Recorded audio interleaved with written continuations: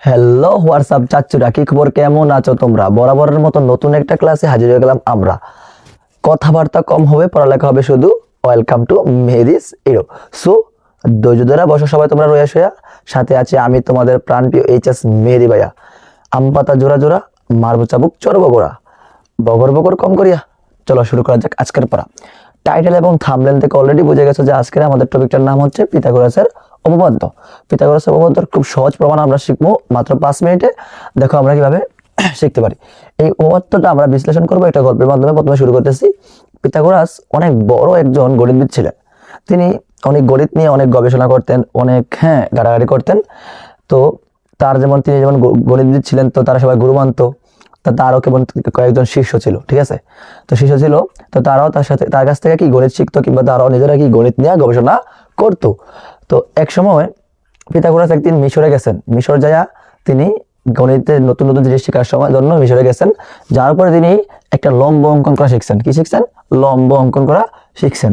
এই লম্বটা কেমন তিনি জানতে পারেন যে যখন লম্বটা হলো এরকম, যারা সহজ করে বললে, যদি ভূমির সাথে কোনো একটা আর্মি দাঁড়ায় সেলুট দেয়, তাহলে কি তার এই পায়ের সাথে আর ভূমির সাথে মাটির সাথে যে অ্যাঙ্গেলটা তৈরি হয়, কোনটা তৈরি হয়, তখন ওই কোনটা হয় 90 ডিগ্রি। কারণ আর্মি সবসময় স্ট্রেট ফরওয়ার্ড সেলুট দেয়।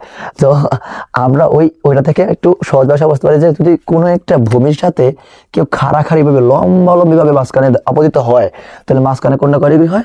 90 ডিগ্রি। অর্থাৎ লম্বালম্বি হলে 90 ডিগ্রি হবে, কিংবা 90 ডিগ্রি কোণ হলে লম্ব হবে, একই কথা। তো তিনি ওই লম্ব আঁকাটা শিখাইছেন। তো শিখে আসার পরে তিনি যখন তার দেশে আসলেন, আসার পরে তিনি তার শিষ্যকে বলতেছে, তোমরা কি লম্ব আঁকতে পারো?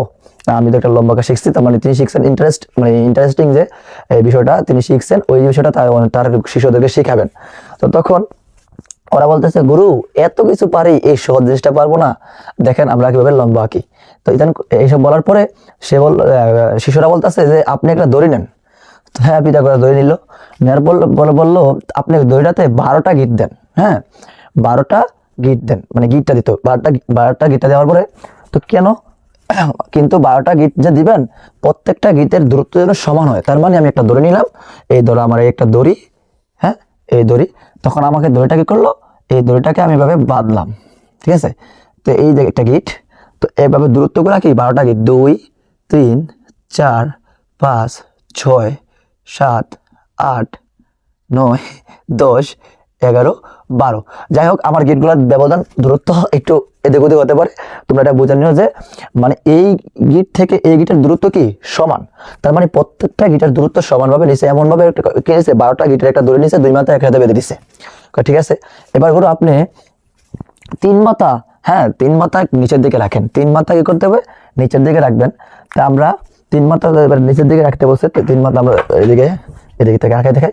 তাহলে আমরা এভাবে ফার্স্ট এভাবে আঁকছি। তার মানে 1 গিট, 2 গিট, 3 গিট, ঠিক আছে? 3 গিট নিচের দিকে রাখছে, ভালো কথা। এবার উপরের দিকে 4 গিট নেন। তাহলে 1 গিট, 2 গিট, 3 গিট, 4 গিট। এবার ঠিক আছে, তো দেখো তো তোমরা যদি দড়িটা যদি বাঁধা থাকে, তাহলে আমরা যখন একটা মাথা নিচের দিকে রাখা 3 গিট রাখলাম, আর উপর যখন আমরা 4 গিট রাখলাম, তাহলে কি হলো? অটোমেটিকলি দড়ির মাথা বাঁধা, তাহলে অটোমেটিকলি এই কোনাটা মিলে গেছে না? তো মিলে যাওয়ার কারণে এভাবে মিলে গেছে না? তার মানে তাহলে কি এই 3 4 7 গিট গেল, আর থাকে 5 গিট। তার মানে 1 গিট, 2 গিট, 3 গিট, 4 গিট, 5 গিট, আর আগে একটা গিট ছিল। তাহলে প্রথমে 1 2 3 গিট, তারপরে 1 2 3 4 গিট নেওয়ার পরে অটোমেটিকলি 5 গিটের একটা দড়ি কোনা মিলে গেল। তখন পিথাগোরাস দেখলেন, তখন এবার বলতেছে কি, শিষ্যরা বলতেছে, গুরু দেখেন এই যে মাঝখানে যে কোণটা এবার তৈরি হয়েছে, এই কোণটা কিন্তু 90 ডিগ্রি। আর এই 90 ডিগ্রিতে কোণটা তৈরি হয়েছে, তার মানে এটা লম্ব। গুরু ঠিক আছে নি? পিথাগোরাস তার মাপ দিলেন এবং মেপে টেপে দেখলেন, ঠিক আছে। তখন তিনি অবাক হয়ে গেলেন যে আসলে এভাবে যে লম্ব আঁকা যায়, তাহলে আমরা তো জানি না। তাহলে তিনি কি করলেন, এবার বললেন, দেখো তোমরা যে বললা যে 12টা গিটটা নিলাম, প্রথমে আমি কত গিটার নিলাম? 12টা গিটার একটা ধরে নিছিলাম। তো এখন তিনি বলতেছেন 1 2, এখান থেকে আমরা গণনা শুরু করলাম, 1 2 3 4 5, এদিকে 5টা, আবার 1 2 3, এদিকে 3টা, আবার এদিকে গণলে 1 2 3 4 5 6 7টা, এটা বলতেছে। এবার দেখো তো 7 3 12 7 3 10, 10 5 কত? 15টা হয়ে গেছে। ধরি তো তোমার 12টা, তো 3টা কোথা থেকে বেশি এলো? এখন তিনি বলতেছে, শিশা বলতেছে, গুরু 3 কোণায় 3টা কিন্তু আপনার কমন আছে। তার মানে আমি খেয়াল করলে দেখি এই যে কোণায় আমি যে গণলাম, একবার গণলে দ্বিতীয়বার কিন্তু আমি গণবো না। তো দেখো আমি এখান থেকে গণলে ঘুরে আসি একবারে 1 2 3 4 5 6 7 8 9 10 11 12 ভালো হয়েছে। তার মানে এদিকে শেষ করছি। তাহলে 3 কোণা 3টা কমন যাওয়ার কারণে তাহলে কিন্তু 12টা গিটে হইলো, তারপরে লম্বা হইলো। তিনি এটা থেকে অবাক হয়ে গেলেন। তার মাথায় একটু আইডিয়া হলো, আমি এত একটা গুরুত্ব, তার একটা মানে অন্য একটা মানে গিলটি ফিল হলো যে আসলে আমি এটা শিখলাম, তারা এতটা বাড়তে শিখলো, আমি দেখি এটা থেকে আর কিছু করতে পারি কিনা। তার তো চিন্তাধারা আরো বেশি। এবার তিনি করলেন যে তারা যেটা নিয়ে কাজ করলেন, 3 4 আর হলো তোমার 5 ফর্মুলায় এটা আমাদের আঁকা হয়েছিল। তো 3 আর 4 7 7 5 12, তো 12 গিট হলো। তো এবার তিনি কি করলেন, ভিন্ন ভিন্ন ফরম্যাটে এভাবে এরকম করে গিট দিয়ে অনেক রকম ভাবে ট্রাই করলেন। ট্রাই করে দেখলেন যে না, এটা অনেক রকম ভাবে মিলতেছে না, কিছু কিছু সময় মিলে, কিছু সময় মিলে না। তো তিনি এরপর দেখলেন যে আসলে এটা মিলার একটা ফর্মুলা মেনটেন করে, প্রত্যেকটা জিনিসের কোনো না কোনো সূত্র মেনটেন করে। তো সূত্রগুলো যদি যখন আমরা আবিষ্কার করে ফেলি, সেটা সূত্র আবিষ্কার হয়ে যায়। আর যদি আবিষ্কার না করি, সেটা প্রমাণ মানে প্রমাণ ছাড়াই রয়ে যায়। তো তিনি কি করলেন, এইটা আবিষ্কার করার জন্য যেটা করলেন সেটা হলো, তিনি ফার্স্টে অনেক রকম ভাবে ট্রাই করলেন, যোগ বিয়োগ গুণ ভাগ করে হয় না। এবার দেখলেন যে তারা তো যে ত্রিভুজটা মিলাইছে, ওই ত্রিভুজটা নিয়ে আমি কাজ করবো, যেহেতু আমি ওই ত্রিভুজটা তো হয়েছে, তার মানে ওই ত্রিভুজটা নিয়ে কাজ করলে আমি সহজে আগাইতে পারবো। তাহলে দেখি কি করা যায়। তাহলে তিনি প্রথমে তিনটা জিনিস নিলেন, 5 আচ্ছা 3 4 5 নিলেন। তো দেখলেন 3-এর উপরে বর্গ করলাম, মানে 3-এর স্কোয়ার করলে কত হয় 9, আবার 4-এর উপর বর্গ করলে কত হয় 16, 5-এর বর্গ করলে কত 25। যারা বর্গ পারো না তাদের জন্য একটু বলে দেয়, 3-এর উপর স্কোয়ার মানে 4-এর উপর স্কোয়ার, যতর উপর স্কোয়ার পাওয়ারটা কত 2, উপরে যেটা থাকে পাওয়ার হলো 2, যত পাওয়ার মানে কি ওই 3 কয়বার গুণ হবে 2 বার, কয়বার 2 বার। 4-এর উপর 2 না, তো 4 2 বার গুণ। এবার আমি যদি 4-এর উপর 5 দেই, তার মানে 4 কয়বার গুণ 5 বার গুণ, 3 4 5, ক্লিয়ার।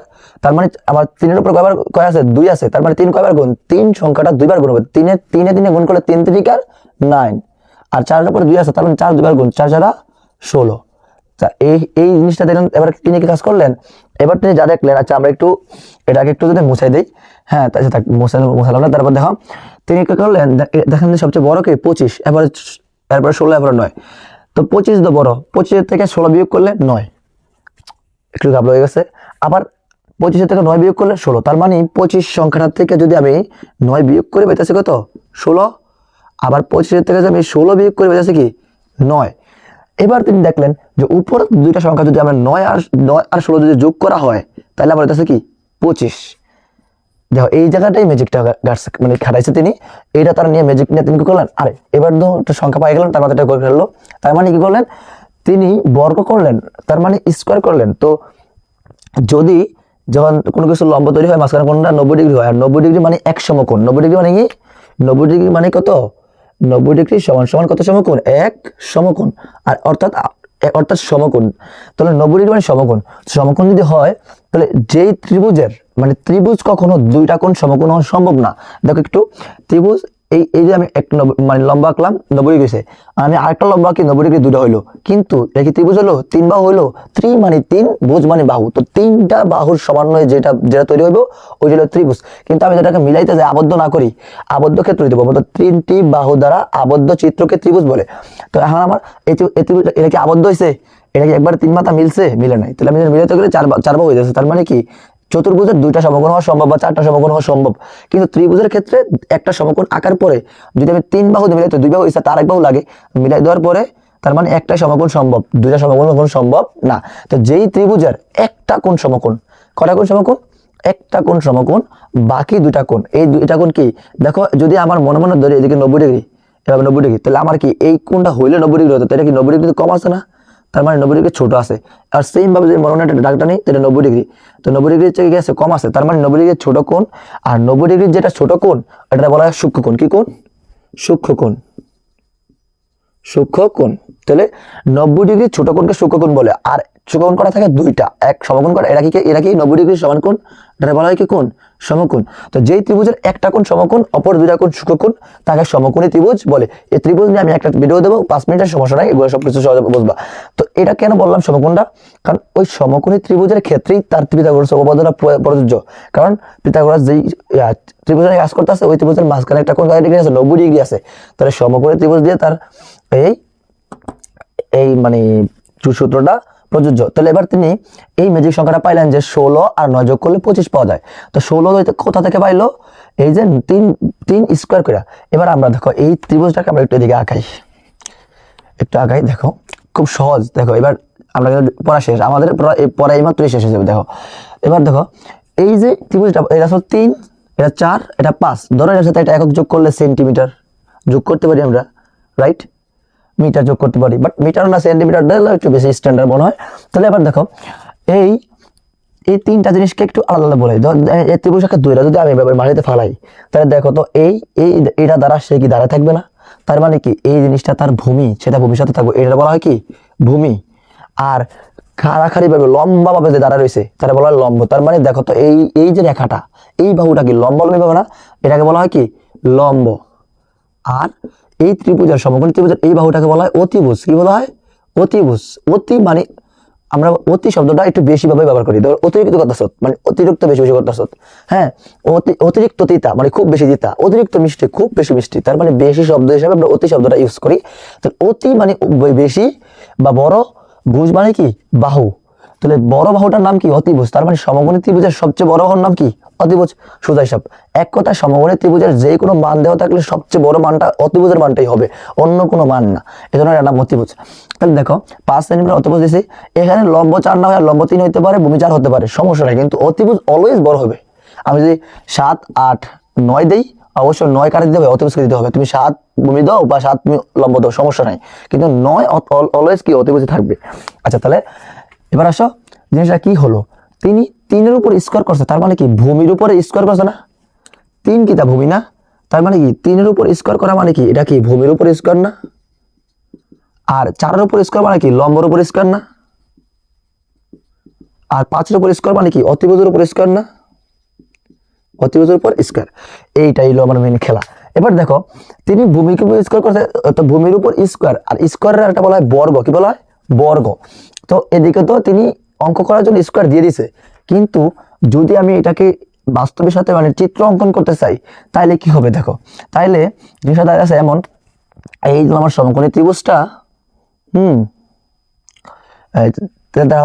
কি দেখাচ্ছে, আচ্ছা আমরা একটু এদিকে আঁকাই, হ্যাঁ, তাহলে এইটাকে এটার উপরে আমরা আঁকাই, তো ভূমিটা আমরা একটু এদিকে লিখি, ভূমিটা নিচে লিখি, তাহলে এবার দেখো ভূমির উপর স্কোয়ার মানে কি ভূমির উপর বর্গ। তাহলে ভূমির উপর বর্গটা কি আমি এমনি মুখস্থ লিখছে, কিন্তু আঁকাইলে কি একটা বর্গক্ষেত্র মানে কি যার 4টা বাহু সমান, কি এটা চতুর্ভুজ হতে হবে। বর্গ মানে যে চতুর্ভুজের 4টা বাহুই সমান, মানে এটা যদি 5 সেন্টিমিটার হয়, এটাও 5, এটাও 5, এটাও 5, আর মাঝখানে কোনটা সবগুলা কয় ডিগ্রি, 90°, অর্থাৎ এক সমকোণ। মাঝখানে কোনগুলা কি সমকোণ, অর্থাৎ 4টি কোণই কি সমকোণ, আর 4টি বাহু সমান, তাকে বলা হয় কি বর্গক্ষেত্র, এটা চতুর্ভুজ। তার মানে আমি এই বাহুটা 3, তার মানে এদিকে 3, 3, 3 করে কি আরো 3টা বাহু আঁকলাম, তাহলে একটা অঙ্কন করলাম কি বর্গক্ষেত্র। আবার সেম ভাবে যদি অতিভুজটার উপর আঁকি, আমি এদিকে আঁকতে পারতেছি না, জায়গা কম, তার মানে তুমি বুঝে নিও, হ্যাঁ। এবার দেখো এটা আঁকলাম অতিভুজের উপর, আচ্ছা এটাকে আমরা একটু মুছাই দিই, হ্যাঁ। তাহলে এবার আমি যদি লম্বর উপর আঁকি, এই যে লম্বর উপর আঁকলে, আচ্ছা আমি এদিকে বর্গক্ষেত্র তোমরা বুঝে নিয়ে, এটা বর্গক্ষেত্র, ঠিক আছে, এটা আরেকটু এদিকে আসতে হইতো, এইভাবে আসতো, হ্যাঁ। তাহলে বর্গক্ষেত্র বুঝে নিয়ে যাচ্ছে আমি এই লেখাটার কারণে। এবার দেখো এটা বর্গক্ষেত্র তুমি ধরে নাও, এই যা আমরা যদি এটাকে আঁকাই, সুন্দর করে আঁকাই, তাহলে এই যে ভূমি লম্বর উপর আঁকলাম বর্গক্ষেত্র, তাহলে লম্বর উপর আঁকলাম বর্গক্ষেত্র, এদিকে ভূমির উপর স্কোয়ার ছিল, ভূমির উপর স্কোয়ার মানে 3 স্কোয়ার সমান 9, ঠিক আছে, আর 4-এর উপর স্কোয়ার মানে 16। তাহলে বর্গক্ষেত্র আঁকলাম, তো দেখো তো ভূমির উপর আঁকলাম, অতিভুজের আঁকলাম, লম্বর উপর আঁকলাম, তার মানে ভূমির উপর স্কোয়ার দিলাম, লম্ব অতিভুজ 3,000 উপর স্কোয়ার দিলাম। তো ভূমির উপর অঙ্কিত বর্গ আঁকলাম, তাহলে আঁকলাম মানে অঙ্কিত। তো এই আঁকার পরে ভূমির যে বর্গক্ষেত্রটা আঁকছি এটা হচ্ছে 9, আর যেটার লম্ব আঁকছি এটা হয়েছে কত 16। এই দুইটা যোগ করার পর অতিভুজ পাইছি না, তার মানে এই ত্রিভুজটা ধরো আমি এটাকে এই নাম্বার করলাম 1, এটা 2 নাম্বার বর্গক্ষেত্র, এটা 3 নাম্বার বর্গক্ষেত্র। 1 নাম্বার আর 2 নাম্বার বর্গক্ষেত্র যোগ করলেই দেন আমি 3 নাম্বার বর্গক্ষেত্র পাচ্ছি।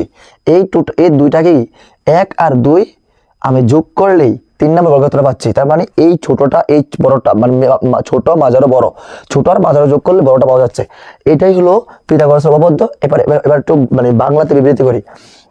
কোন সমকোণী ত্রিভুজের পিথাগোরাসের উপপাদ্যটা 100 সমকোণী ত্রিভুজের উপর প্রযোজ্য, অন্য কোনো ত্রিভুজের উপর নয়।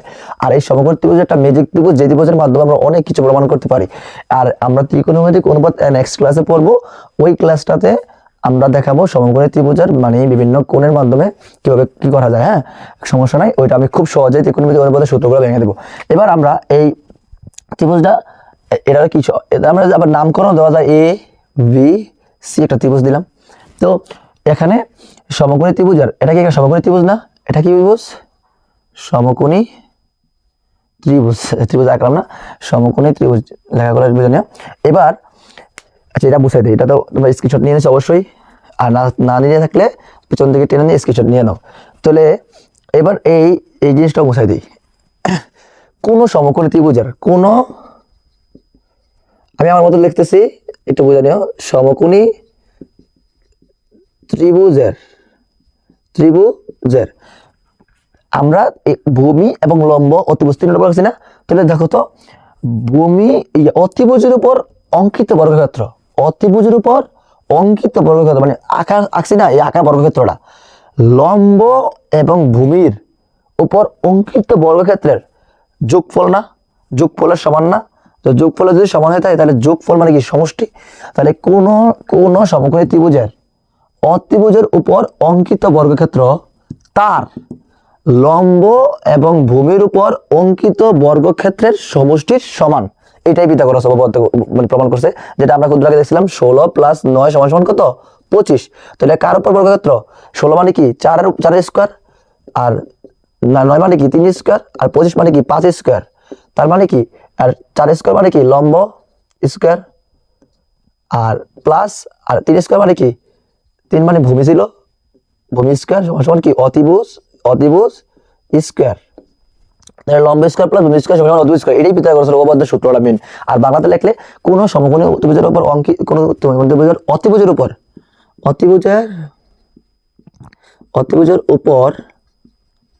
অঙ্কিত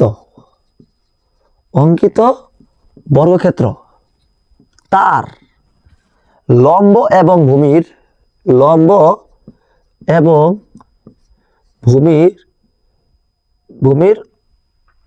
উপর অঙ্কিত বর্গক্ষেত্রের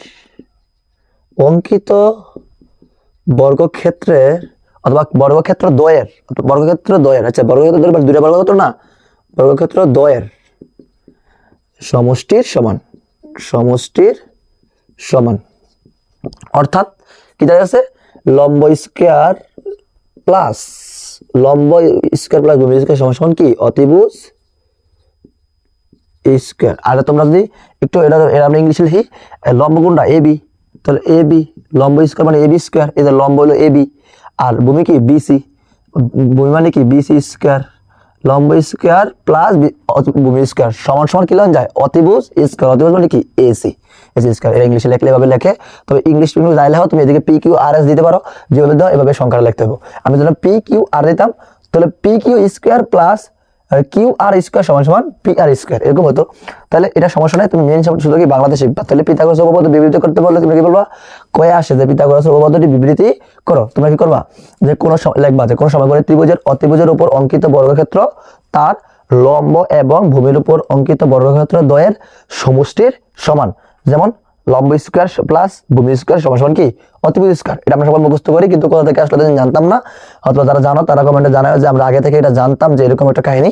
আর যারা নতুন জেনেছো তারা অবশ্যই লিখবা যে স্যার আজকে নতুন কিছু শিখলাম, ঠিক আছে, অথবা ভাইয়া একটা নতুন কিছু শিখলাম। তোমাদের এই ছোট্টখাট্ট একটু কমেন্টটা আমাকে নতুন একটা ভিডিও বানানোর অনুপ্রেরণা জায়গায়। তোমরা অবশ্যই কমেন্টে জানাবা যে আসলে কিভাবে হলো। তো এবার বিবৃতি করে লিখলে এভাবে লিখে সাথে একটা সমকোণী ত্রিভুজ এঁকে দিবা।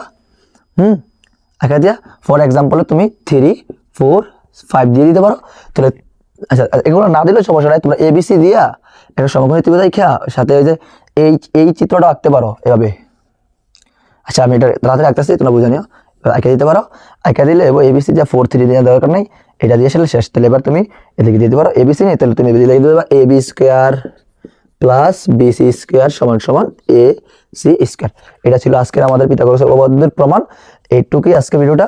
তবে শোনো, যদি ভিডিওটা ভালো লেগে থাকে অবশ্যই লাইক কমেন্ট শেয়ার করবা। তুমি শিখে গেছো তো তোমার বন্ধুকে শেখার মানে শুরু করে দিবা। আর ফেসবুক থেকে দেখে থাকলে অবশ্যই অবশ্যই নীল কালার ফলো বাটনটাকে একটু সাদা করে দিও। আর ইউটিউব থেকে দেখে থাকলে ওই যে লাল কালার একটা সাবস্ক্রাইব বাটন আছে না, গুত্তা মারা সাদা করে দাও। সো আজকের মধ্যে এই পর্যন্ত। আল্লাহ হাফেজ, আবার দেখা হচ্ছে নেক্সট ক্লাসে।